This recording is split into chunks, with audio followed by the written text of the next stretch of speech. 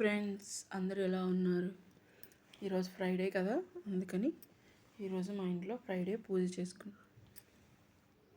చూడండి, ఫస్ట్ తులసమ్మ దగ్గర పూజ చేసుకున్నాం. బయట అంతా క్లీన్ చేసి ముక్కేసుకొని నీట్గా పూలు వేసుకొని తర్వాత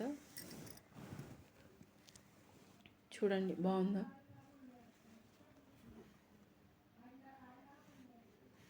ఆ తర్వాత తులసమ్మకి పూజ చేసుకున్నాం. చూడండి, ఆ తర్వాత బయట పూజ అయిపోయిన తర్వాత మా దేవుడి రూమ్లో ఇలా పూజ చేసుకున్నాం.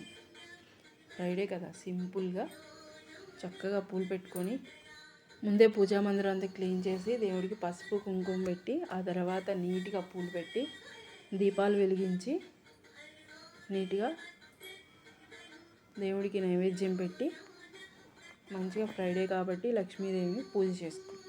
చూడండి, నీట్గా అంతా నీట్గా పూజ చేసుకోవడానికి చాలా టైం పడుతుంది. ఎవరికి నచ్చినట్టు వాళ్ళు చేసుకోవచ్చు. ఇలాగే చేయాలని ఏమీ లేదు. మనకి నచ్చిన విధంగా ప్రశాంతంగా రోజు ఒక అరగంట పూజ చేసుకుంటే మనకు ప్రశాంతంగా ఉంటుంది.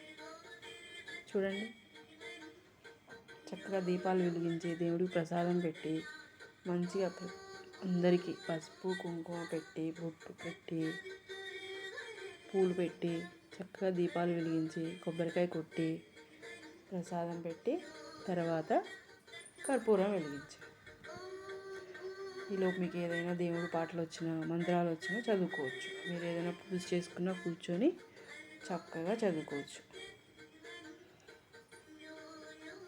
ఇలా నీట్గా అక్కడ ఉండాల్సింది మనం ఆ ప్రదేశం అంతా నీట్గా పెట్టుకోవాలి. మనకి నచ్చిన విధంగా పూజ చేసుకుంటే ఆ లక్ష్మీదేవి ఎప్పుడు మన ఇంట్లోనే మన దగ్గరే ఉంటుంది. అలా నీట్గా ఉండాలన్నమాట. చూసారా ఎంత నీట్గా ఉందో. ఇది మా పూజ గది. ఇలా నీట్గా క్లీన్ చేసుకొని నేనైతే అందరి దేవుళ్ళకి పూలు ప్రసాదం కొబ్బరికాయ. ఇది మా పూజ గది. బయట ఇలా ఉంటుందన్నమాట డోర్. నీట్గా చూసారా, డోర్ అటువైపు ఇటువైపు పూలను కూడా ఎలా వేసాను. అలా నీట్గా మెయింటైన్ చేస్తే ప్రతి శుక్రవారం అని కాదు, రోజు కూడా చేసుకోవచ్చు. చేసుకునే నీట్గా ప్రతిరోజు ఉదయం చేసుకుంటే చాలా ప్రశాంతంగా ఉంటుంది. అలాగే సాయంత్రం 6 గంటలకు కూడా చేసుకోవచ్చు. ఇది మా పూజా మందిరం. మీకు నచ్చితే లైక్ చేయండి. ఆ తర్వాత నిన్న సాయిబాబా గురువారం కదా, సాయిబాబా గుడికి వెళ్ళాము. ఈవినింగ్ పల్లకీ సేవ జరిగింది, అది కూడా చూసేయండి.